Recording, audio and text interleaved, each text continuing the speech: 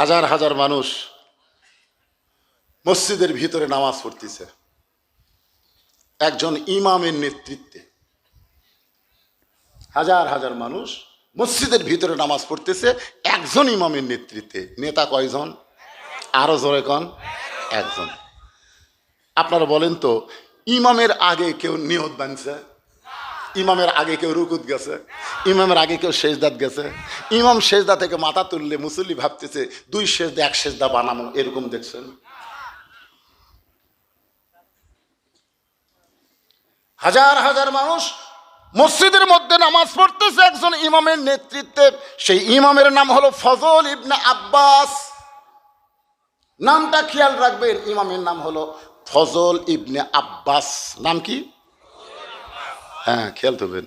আমাদের ইমাম হলো আবু হানিফা রহমতুল্লাহ আলাইহি। আছে না নাই? ইমাম আজম আবু হানিফা রহমতুল্লাহ আলাইহি। আর বাংলাদেশের কোরআনের ফাঁকি হলো আল্লামা সাইদি রহমতুল্লাহ আলাইহি। এগুলার জীবনের সাথে কিন্তু মোটামুটি একটা মিল আছে। আবু হানিফা রহমতুল্লাহ আলাইহিকে সবচেয়ে বড় বিচারকের পদ দিবার চাইছিল, কিন্তু উনি সেই পদটা নেননি, যার কারণে তাকে জেলখানায় বন্দি করলো। আর মামুনুল হক কয়েকদিন আগে যশোরের ওয়াজ করতে গিয়ে বললো, আল্লামা সাইদি হুজুরের সাথে জেলখানায় আমার দেখা হয়েছিল, তিনি কি কারণে জেলখানায়, তার বয়ান শোনার পরে আবু হানিফার কথা বারবার আমার মনে হয়ে যায়। কোরআনের পাখিকে লোভনীয় বহু প্রস্তাব দেওয়া হয়েছিল, কিন্তু তিনি ইসলামকে বিক্রি করে নাই, ইমানকে বিক্রি করে নাই, যার কারণে ফ্যাসিস্ট সরকার বিনা অপরাধে তাকে 13 বছর জেলখানায় বন্দি রাখছে। জোরে কোন কথা ঠিক কি না? আমরা প্রত্যেকটা বক্তা ওনার অনুসারী, ওনার জন্য দোয়া করি। প্রত্যেকটা মাহফিল আল্লাহ কোরআনের পাখিকে তুমি হেফাজত করো, তুমি সুস্থতা দান করো। জেলখানার মধ্যে উনি খুব ভালো হচ্ছে। ভারতের খবর নিল এত বছর জেলখানার থাকে, মরে না কেন? তা করছে না, দিন দিন আর টল টল করতেছে। 2 দিন আগে 2 জন মন্ত্রী ভারত গেল, কি যে মন্ত্র পড়ে দিল। আসার পরে জেলখানা থেকে তাকে বের করে তিনি বলতেছেন, আমি তো সুস্থ আছি, আমাকে হাসপাতালে কেন নিয়ে যাবেন? বলে না, উপর আলার অর্ডার। হাসপাতালে নিয়ে গিয়ে তাকে ইনজেকশন করে হত্যা করা হলো। তার সন্তান ফেসবুকে এটা প্রকাশ করে দিয়েছে। জোরে কোন কথা ঠিক? এজন্য একটা গজলও বাড়াইছে, আল্লামা সাইদি তুমি মরনি, শহীদ হয়েছ আমরা এটাই জানি। আলেমটার নাম হলো ফজল ইবনে আব্বাস, নামাজটার নাম হলো জোহরের নামাজ। জোরে বলেন, কোন নামাজ? ইমাম যখন নামাজ পড়াইতেছেন, হাজার হাজার মানুষ যখন নামাজ পড়তেছে, এমন সময় বাহির থেকে এক পাগলা বলতেছে, ইমাম মসজিদে নাই রে, ইমাম মসজিদে নাই। অতাওয়া সবিল হক। আমি কিন্তু হকের উপর ওয়াজ করতেছি, একটু মনোযোগ দিয়ে শুনবেন। চিন্তা করতেছেন হুজুর কি দিয়ে কি বুঝাবেন? একটা পাগলা বলছে, ইমাম মসজিদে নাই রে, ইমাম মসজিদে নাই। সমস্ত মুসল্লি হাত এরকম বাঁধা অবস্থায় চোখ টিরা করে দেখছে। আপনারা বলেন তো, পাগলা কি ভিতরে না বাইরে? আর মুসল্লিরা বাহিরে না ভিতরে? তাহলে বাহিরের একটা পাগলা বলতেছে ইমাম মসজিদে নাই, তোমার চোখ টেরা করে দেখতেছ কেন?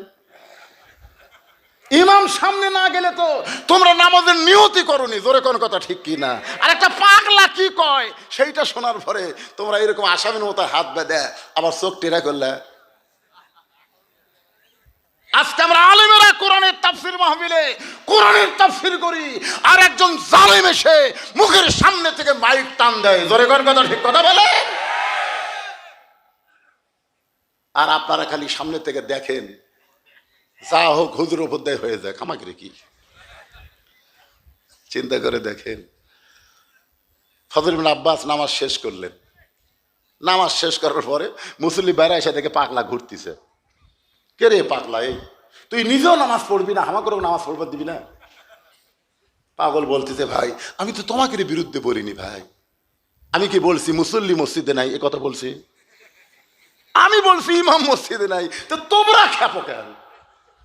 আমি তো তোমাদের বিরুদ্ধে বলিনি, আমি ইমামের বিরুদ্ধে বলেছি। মুসলিমরা বলতে, ঠিকই তো তাই রে, ই তো হামাকের বিরুদ্ধে কয়নি। আজকে আলেমদেরকে ধরে ধরে জেলখানা দিয়ে যাবে, ইমামদেরকে ধরে জেলখানা নিয়ে যাবে, আর মুসলিমরা বলবে হামাকর তো ধরতেছে না রে। খুব মনোযোগ দিয়ে শুনবেন। সমস্ত মুসল্লি বলতেছে এই পাগলা তো আমাদের বিরুদ্ধে বলে নাই, পাগলা তো ইমামের বিরুদ্ধে বলেছে, খামাকা পাগলার সঙ্গে গন্ডগোল করে লাভ কি, চলো যাই।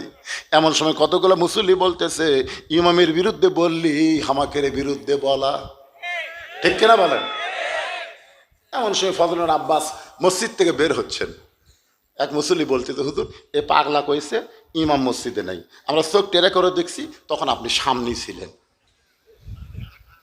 আমরা হাজার হাজার মুসল্লি সাক্ষী দিচ্ছি এই পাগলা যা বলেছে ভুল বলেছে, আপনি যে মসজিদে ছিলেন এটা আমরা চোখ টেরা করে দেখছি তো, আর এই পাগলা কছে ইমাম মসজিদে নাই। আপনার মাধ্যমে আমরা পাগলের বিচার চাই। সমস্ত মুসল্লি হলো সাক্ষী আর ইমাম হলো বিচারক, পাগল হলো আসামি। ফজল ইবনে আব্বাস বলতেছে রে পাগল, আজকে সমস্ত মুসল্লি সাক্ষী দিচ্ছে আমি মসজিদের মধ্যে ছিলাম আর তুই বলছিস আমি মসজিদে নাই, এখন তোকে আসামি বানায় বিচার করা লাগবে। সঙ্গে সঙ্গে পাগল বলতেছে ইন্নাল্লাহ ইয়ামুরুকুম আন তুআদ্দুল আমানাতি ইলা আহলিহা ওয়া ইযা হাকামতুম বাইনান নাস আন তাহকুমু বিল আদল। এই মুসল্লিরা আসল বিচারক চিনে না, এই কারণে তোমাকে বিচারক বানাচ্ছে। কি তুমি ফজল ইবনে আব্বাস তো জানো আসল বিচারক কে? যেরকম আসল বিচারক কে বাংলার জনগণ জানে না, নকল বিচারকের কাছে বিচার চায়, কিন্তু আসল বিচারক হলেন আল্লাহ। এত বছর পরে হাসিনার বিচার করে দেখায় দিছে আল্লাহ ধরে ধরে ধরে না, আবার ধরলেও কিন্তু ছাড়ে না। কই না আল্লাহ ধরে না রে, আল্লাহ ধরে না রে, এত কিছু করতেছে রে, হাসিনা কিছু কয় না রে।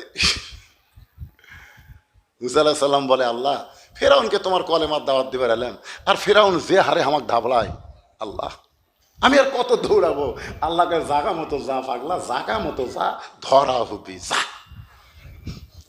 দৌড়াইতে দৌড়াইতে সামনে হলো সাগর। ফেরাউনকে আর দৌড়াবো না, তিন দিকে আমরা লাঠি সোটা নিয়ে দাঁড়ায় আছি, এখন পলাবি কোন দিক দিয়ে? মুসা কয় আল্লাহ আর তো আমার যাওয়ার জায়গা নাই, এখন তো আর দৌড়ানোরও জায়গা নাই। আল্লাহ বলতেছে বাড়ি মার, 12 মার। লাঠির বাড়ি মারছে, 12 লাইন রাস্তা হয়ে গেছে। ফেরাউন কয় ধর। আল্লাহ কয় ফেরাউন এতক্ষণ ভালোই দৌড়ালি, এখন রাস্তা পেয়ে তুইও যাবো, যা। যেই গেছে ভাই পানি আগের মতো হয়ে গেছে, দৌড়াবো না।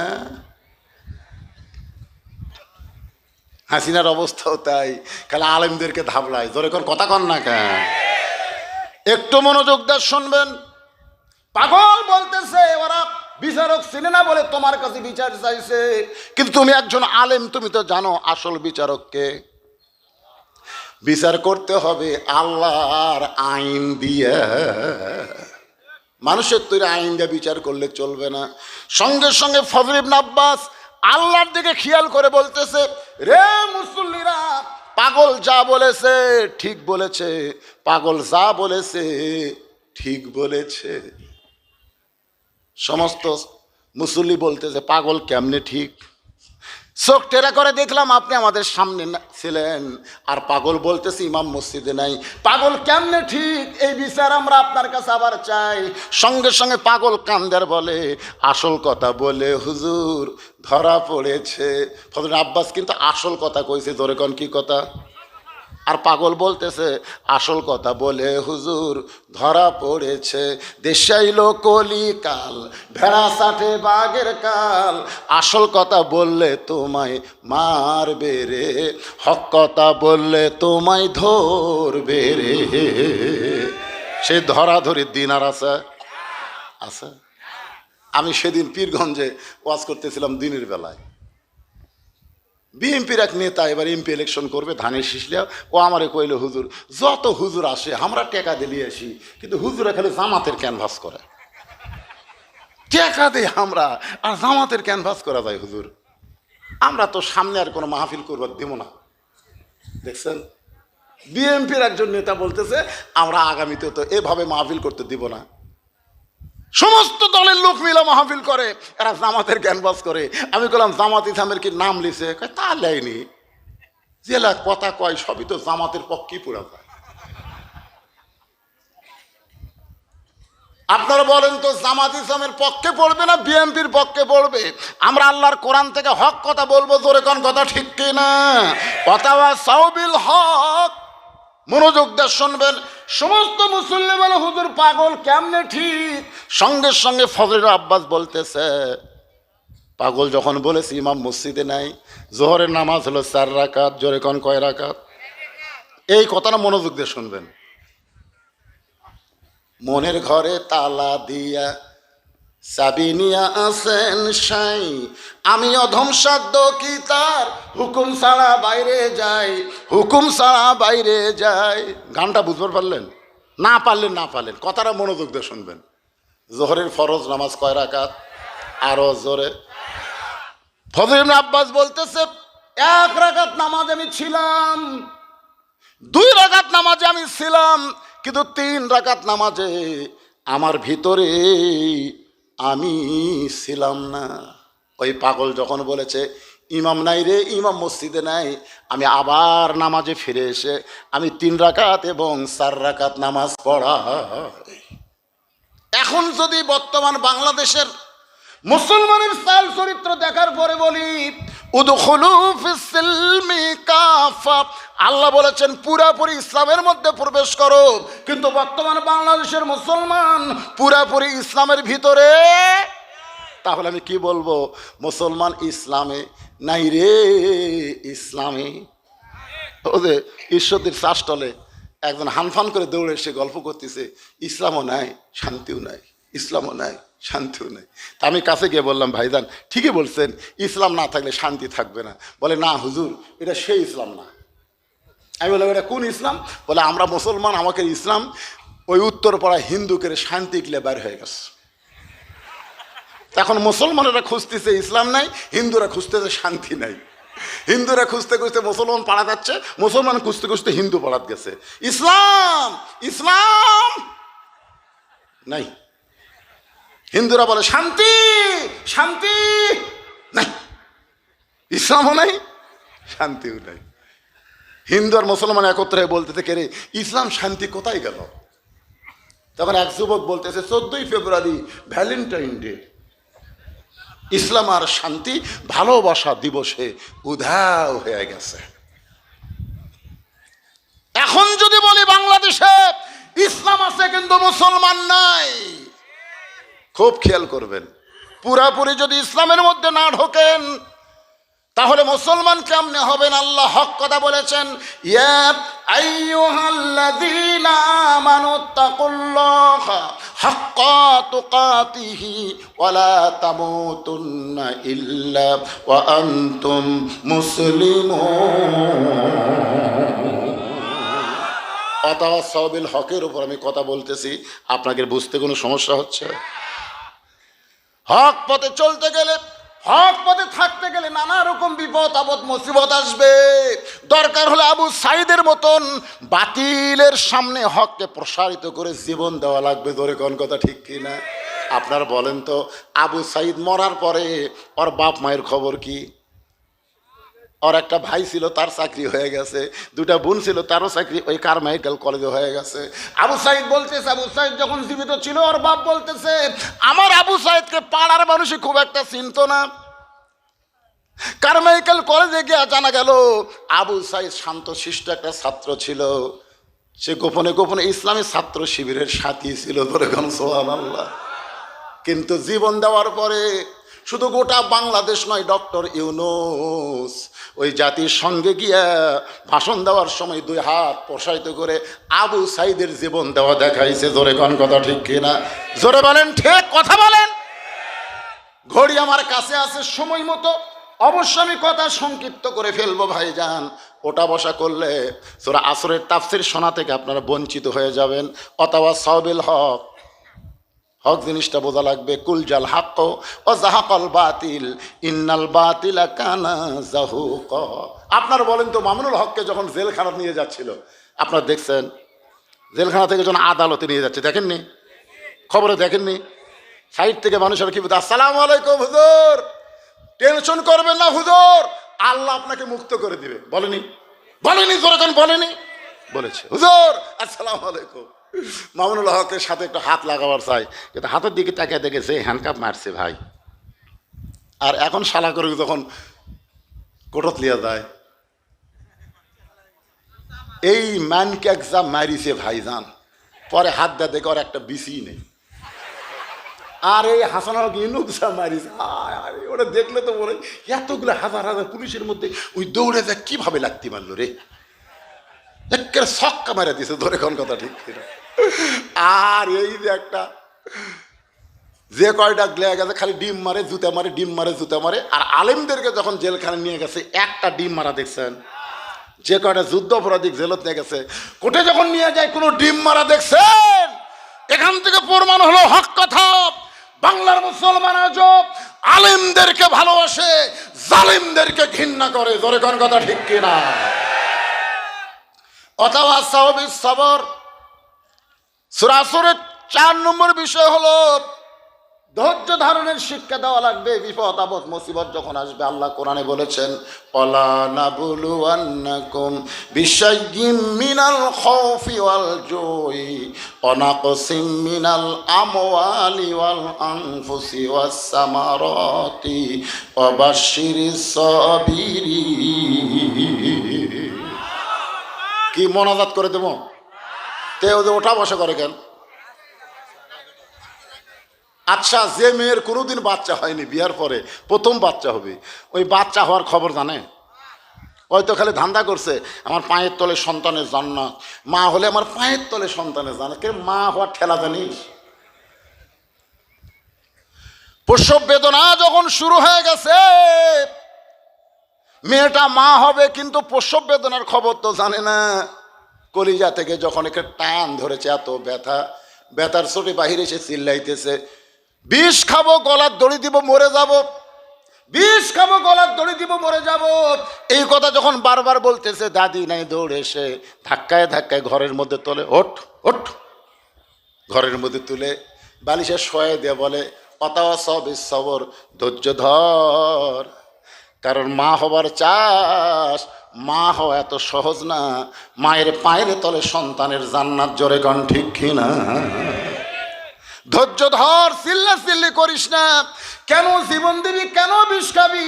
তুই যে মা হবি, মা হতে গেলে একটু কষ্ট স্বীকার করাই লাগবে। বারবার বুঝানোর পরে ধৈর্য ধারণ করেছে। এদিকে ধাত্রী সন্তান টানতেছে, ও তো জীবন যায় যায় অবস্থা, দাঁতের উপর দাঁত দিয়ে ই করতেছে, আর পানির মধ্যে কাপড় চুবড়ায় কপালে দিয়ে বলে একটু ধৈর্য ধর, একটু ধৈর্য ধর, এ কষ্টটা সবর কর। এক সময় বাচ্চা প্যাঁ প্যাঁ বলে কান্দে, কঠিন প্রসব বেদনায় মা বেহুশ হয়ে যায়।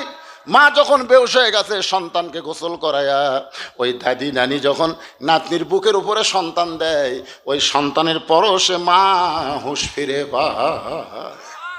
আস্তে করে ডান হাত দিয়ে টানে এনে বাচ্চারে চুমা খায়। দাদিরে নিয়ে বলে চুমা খাচ্ছিস কেন?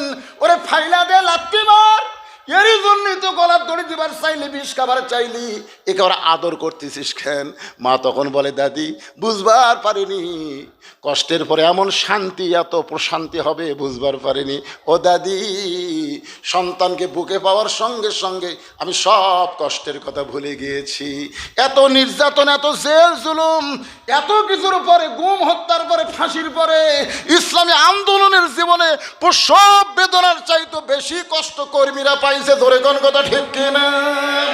এত কষ্টের পরে 54 বছর ধরে আমরা দেখতেছি এই বাংলাদেশ হলো বাপের দেশ, তারপরে হলো জিয়াউর রহমান ভাইয়ের দেশ, তারপরে দেখলাম এরশাদ চাচার দেশ, তারপরে দেখলাম ভাবির দেশ, তারপরে দেখলাম আবার বাপের মেয়ে, বাপের বেটি শেখ হাসিনা, তারপরে দেখলাম শহীদ জিয়ার ম্যাডাম জিয়া, তারপরে দেখলাম 15 বছর বিনা ভোটের সরকার, দিনের ভোট রাতে হয়, ভোট ছাড়াই নেতা হয়। আপনারা বলেন তো, কোনো পুরুষ মানুষ বিয়ে করে নাই, ও যদি বাপ হওয়ার চায় সম্ভব? কতক্ষণ সম্ভব? যদি বিয়ার আগে বাচ্চা চাই, বাচ্চা যেমন অবৈধ, ভোট না পাইয়া এমপি হওয়া এটাও হলো অবৈধ। এরকম বিনা ভোটের সরকার, এটা দেখতে দেখতে আমাদের 54 বছর দেখা শেষ। আগামীতে দেখতে চাই আল্লাহর কোরআনের বাংলাদেশ। কারা কারা দেখতে চান দুই হাত তুলে আমার আল্লাহরে দেখান। লিল্লাহে তাকবীর। অনেক জীবন গিয়েছে, হাত নামান। অনেক হত্যা করা হয়েছে, সমস্ত নেতাদেরকে ফাঁসির মঞ্চে নিয়ে গেছে। জোরে কোন কথা ঠিক? কোরআনের পাখিকে বিনা অপরাধে 13 বছর জেলখানায় হাসপাতালে তাকে হত্যা করা হয়েছে। এত প্রসব বেদনা কষ্টের পরেও আমরা যেন সন্তানের মতো আগামীতে দেখতে পাই বাংলাদেশে আর কোনো মানুষের আইন চলবে না, আল্লাহর কোরআন দিয়ে বাংলাদেশ চলবে। ভালো মানুষগুলোকে আমরা ভোট দিয়া সংসদে পাঠাবার পারবো। জোরে কণ্ঠে কোনো একদিন এ দেশের আকাশে কলেমার পতাকা দুলবে, সেদিন সবাই খোদারি বিধান পেয়ে দুঃখ বেদনা ভুলবে। বাংলার আকাশে কলেমার পতাকা দুলবে। আল্লাহ যেন এই দৃশ্য আমাদের সবাইকে দেখার তৌফিক দেয়। সকলে বলে আল্লাহুম্মা আমিন। চিত্রনায়ক উমর সানি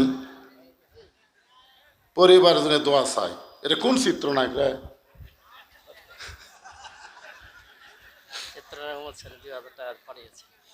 এই এলাকার বাড়ি নাকি? চিত্রনায়ক উমর সানি কি জন্য টাকা দিল? আচ্ছা ঠিক আছে।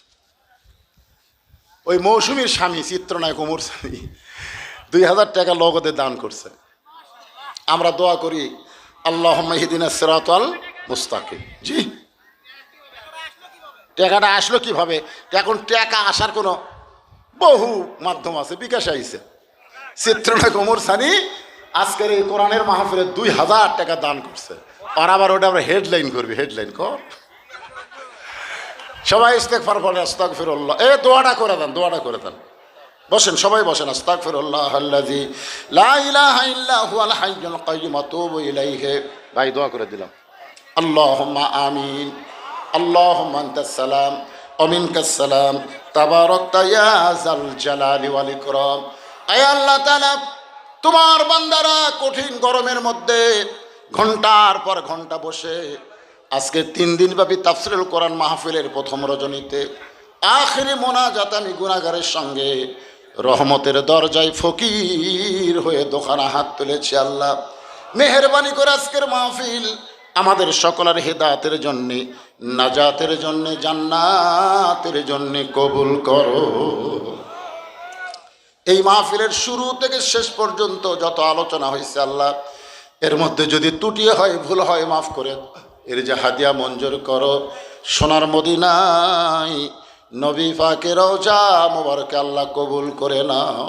তামাম আম্বিয়ায়ে কেরাম, আসহাবে কেরাম, তাবিনে কেরাম, তাবা তাবিনে কেরাম, তামাম পৃথিবীর মাটির নিচে যত মুমিন মুমিনা শুয়ে আছে আল্লাহ, সকলের আরওয়াহ পরে হাদিয়া কবুল করো। আল্লাহ আমরা যারা হাত তুলেছি, আমাদের জনম দুঃখনী মা যাদের কবরে চলে গেছে,